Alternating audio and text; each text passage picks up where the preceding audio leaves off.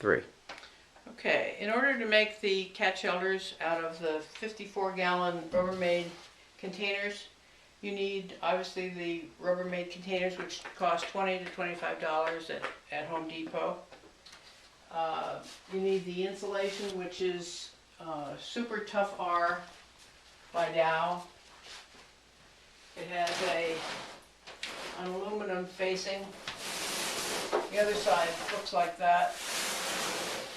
And what I do with these is to make a 6-inch or a 12-inch mark here that I cut with a utility knife and a straight edge. And from this I can get two sides, which are 12 inches by 36 inch, and then an end piece, which is 12 inches by 13 1/4 roughly. That leaves you with a 36-inch by 4-foot piece, from which you can cut a bottom, which is 15 inches, two sides, which are 12 inches, end pieces, which are 12 or 13 1/4 inches. And you've got them at the 36-inch distance for that. In order to cut the holes in the shelters, I like a 6-inch hole saw, which is for cutting recessed lighting holes. This is about $21 on Amazon.com. If you don't want to spend the money for this, you can cut these with a utility knife, but I think this is well worth the money. And I'll show you how to do that. Cut them right under the lip and at the one end of the container.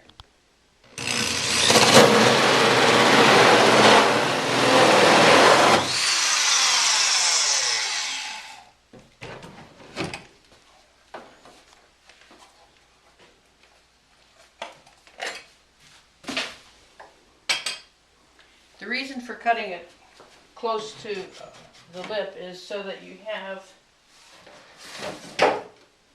enough space in the insulation when you do the insulation, so that you've got some insulation at the bottom.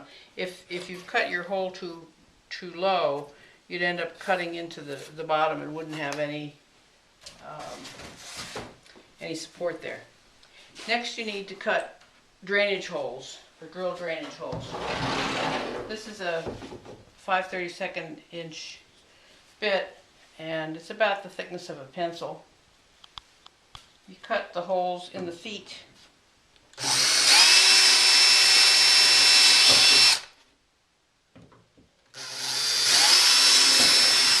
We also cut one in the, or drill one in the handle.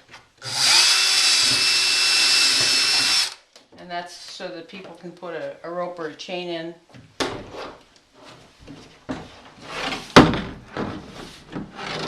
And the reason for that is we've had them stolen, but also you can rope two of them together if need be.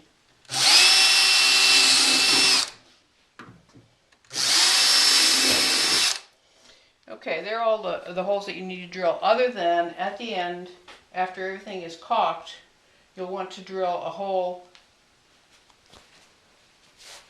at the end where the opening is, and you'll drill down through everything, including the linoleum, which will be in there, and that's again for drainage.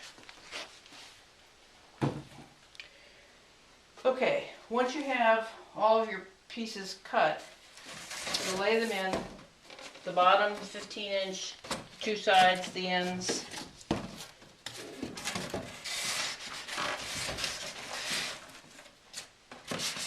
And then with a marker, you'll draw on the side and then cut out the hole with a utility knife. And then I line the hole with duct tape to keep it from getting wet and waterlogged, and also to keep the insulation from rubbing off on the cats as they go in and out.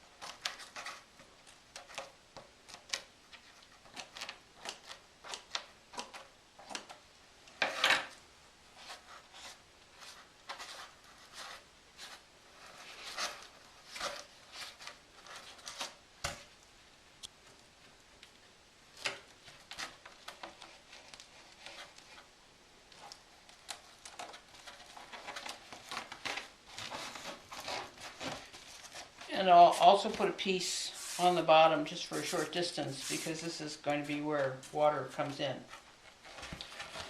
Okay, then when they're done, everything gets put in.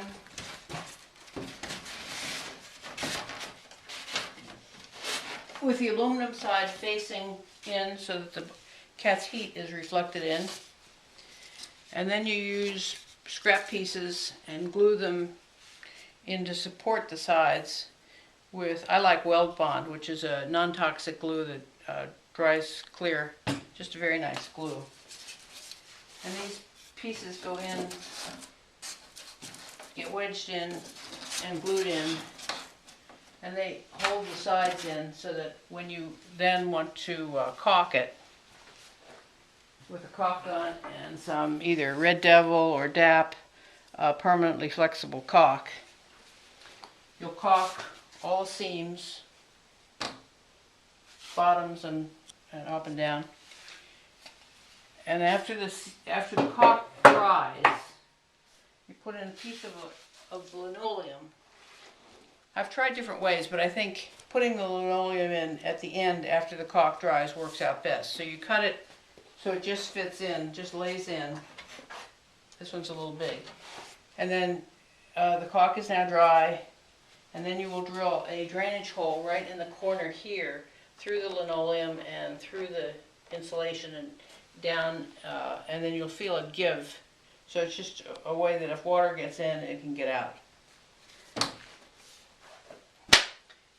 And then the final thing will be a top, and you can use either 1/2 inch tough R or styrofoam to lay it in the top. This one obviously isn't right, but put that in and then glue a piece on top of that. That just gives you a little pressure from the lid. This is not attached at all because you want to be able to take that out to get to the shelter, to change the straw, etc. And I think that's about it.